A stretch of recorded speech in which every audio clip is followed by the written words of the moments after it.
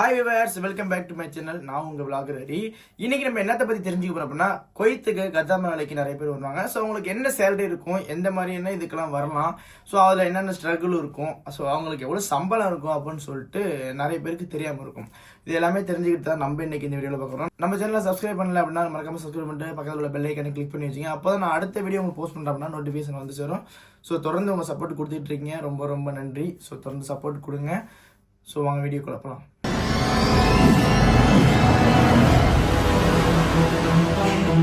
First number வந்து ஒரு கதமை வேலைக்கு வரோம் அப்படின்னா அதுக்கு என்ன சேலரி இருக்கும். இப்போ குவைத்தில் நம்ம என்ட்ரி ஆகிறோம் அப்படின்னா ஸ்டார்டிங்கில் வந்து உங்களுக்கு 120 கடி சம்பளம் கொடுப்பாங்க. 120 கடி நம்ம ஒரு காசுக்கு வந்து ஒரு 33,000 32,000 கிட்ட வரும். இப்போ உள்ள குவைத் ஒரு தினார் குவைத் மதிப்புக்கு 280 ரூபா போயிட்டு இருக்கு. முன்னாடி வந்து ஒரு மாதத்துக்கு முன்னாடி 274 ரூபா கிட்ட போயிட்டு இருந்துச்சு. ஏன்னா அது குவைத்தோட மதிப்பு போயிட்டு இருக்கு அப்படின்னா நம்ம அதிகமாகிட்டு தான் போயிட்டு இருக்கு. ஸோ அதோட ரேட்டும் வந்து அதிகமாகிட்டு இருக்கு. அடுத்த விஷயமா பார்த்தீங்க அப்படின்னா இப்போ கதமை வேலைக்கு என்னென்ன டியூட்டி டைம் இருக்கு. டியூட்டி டைம் பார்த்தீங்க அப்படின்னா காலை ஒரு 6 மணிக்கு எழுந்திருப்பாங்க எப்போதுமே. ஸோ ஸ்கூல் டைம் இருந்துச்சு அப்படின்னா அந்த பிள்ளைங்க வந்து ஸ்கூலுக்கு கிளப்பி விடணும், சமைச்சு கொடுக்கணும், அப்புறம் வந்து அவங்களுக்கு என்னென்ன வேணுமோ எல்லாத்தையும் துணி வைக்கணும். இந்த மாதிரியான வேலையெல்லாம் இருக்குது. 2 டைப் ஆஃப் வேலை இருக்குது. ஒன்று வந்து 3 டைப் இருக்குது. ஒன்று வந்து குழந்தைங்களை பார்த்துக்கிறதுக்கு, இன்னொன்று வந்து வீட்டில் அதை க்ளீன் பண்ணுறதுக்கு, சரிங்களா, அதை கீப்பர் மாதிரி.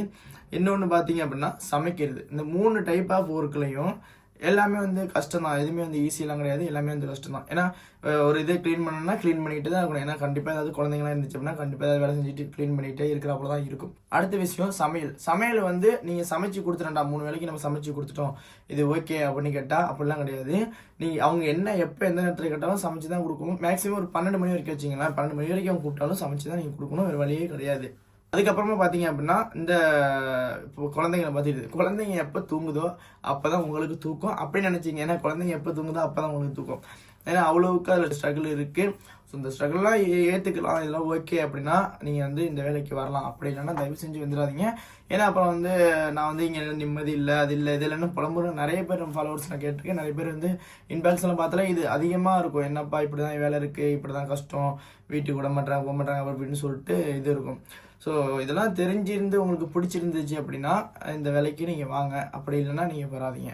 சரி, இப்போ நான் வேலையெல்லாம் பார்த்துட்டேன். இப்போ ஒரு வருஷத்துக்கு 120 நாள் நம்ம சம்பளம் வாங்குறாங்க அப்படின்னா அடுத்த வருஷம் எவ்வளோ சம்பளம் இருக்கும் அப்படின்னு கேட்டால் அது நீங்கள் வந்திருக்கிற வீடை பொறுத்து இருக்குது. இப்போ ஒரு வீட்டில் 120 கட்டி சம்பளம் கொடுக்குறாங்க அப்படின்னா அதே நீங்கள் ஒரு வருஷம் கழிச்சு 120 வந்து உங்களுக்கு 140 கூட மாறலாம். 20 கடி எக்ஸ்ட்ரா கொடுக்கலாம், இல்லை 30 கடி எக்ஸ்ட்ரா கொடுக்கலாம்.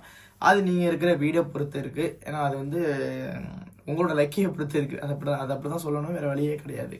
சேம் அதே சமையல் பண்ணுறாங்களா அவங்களுக்கு மேக்ஸிமம் ஒரு ரிட்டர்ன் போயிட்டு நம்ம ஊருக்கு போயிட்டு வராங்க அப்படின்னா மேக்ஸிமம் 150 கடிக்கு குறையாமல் சம்பளம் இருக்காது.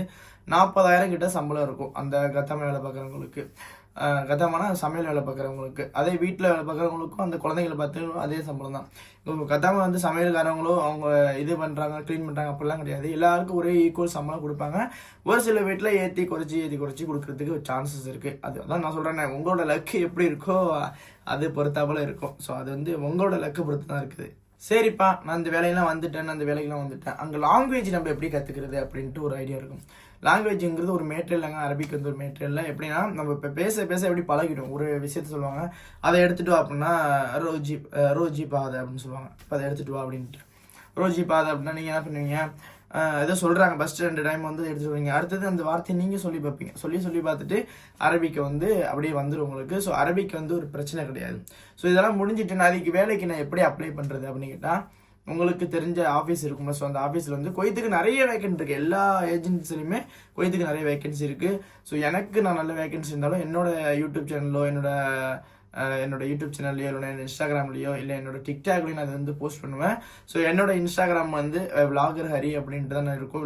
இன்ஸ்டாகிராம்லேயும் விளாகர் ஹரி அப்படின்னு விளாகர் ஒரு ஹரி அப்படின்னு இருக்கும்.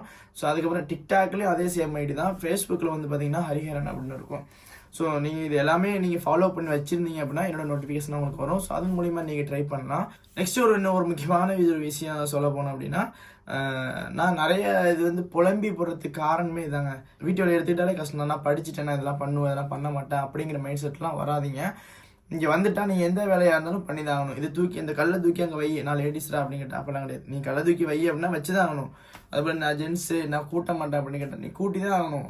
அந்த மாதிரி தான் இருக்கு வேலை.